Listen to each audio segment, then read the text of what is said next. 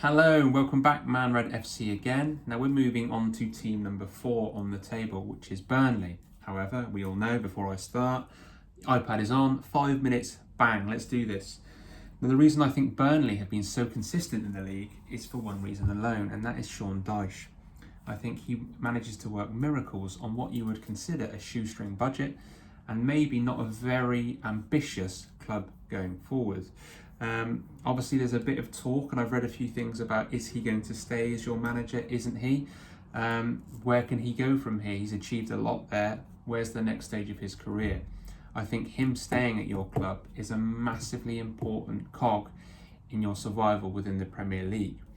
Now last season you finished 10th, which when you look at it is absolutely fantastic. Burnley in 10th. I remember a few years ago when I was watching the Premier League, Burnley were in the Championship, and now you're comfortably sitting right in the middle of the table, which I think is phenomenal. Now, when we're looking at Burnley's stats from last season, of the 38 games, you managed to win 15 times, which is brilliant. Absolutely brilliant. You know, you're looking at 40% of the games you've got there, you've won, which is a phenomenal reason. And we'll go into maybe the ideas as to why in a minute.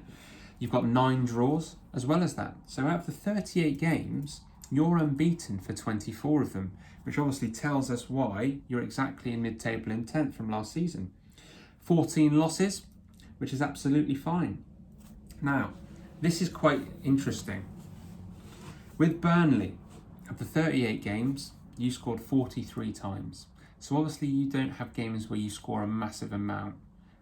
You're fairly consistent, and obviously with 15 wins and 9 draws, it goes to show that they've been quite low scoring games, but you've managed to secure the points by keeping the back really tight, which then links into the goals against, which is 50. Now yes, that is a goal difference of -7, which obviously isn't brilliant, but it goes to show that your team doesn't really ship a lot of goals. What is that, 1.3 goals a game against? And when you factor in some of the matches where you conceded 2, 3 or 4 against the bigger sides, I don't think that's particularly bad. Now with Burnley, your front man, Chris Wood, scored 14 goals, which is a phenomenal return. You know, that is probably 40% of your overall goals for, which goes to show how important he is to Burnley.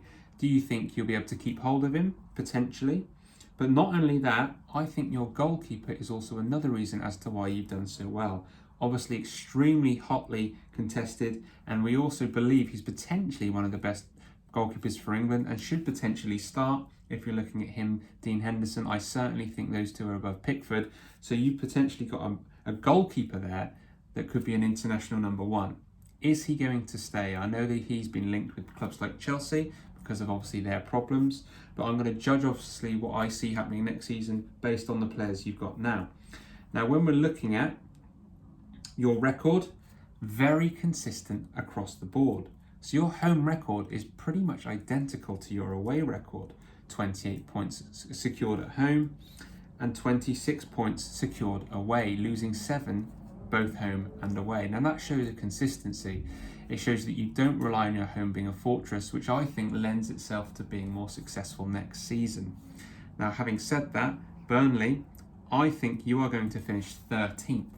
So 3 places below where you were, obviously still comfortably within the Premier League, but I do think when you rely solely on players so much like a Chris Wood, you've got to plan for an eventuality that maybe he won't score as many goals. And when you consider he only started 32 times, having a return of 14 goals with 1 assist is absolutely fantastic, and nearly 50% of his games he's contributing a goal. Is that something he's going to be able to do next season? Maybe, but maybe not.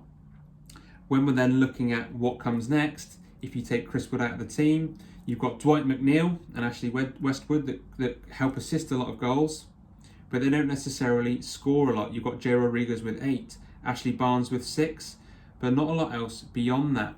Now, this is really important. Nicholas Pope and Tarkowski played every single game last season.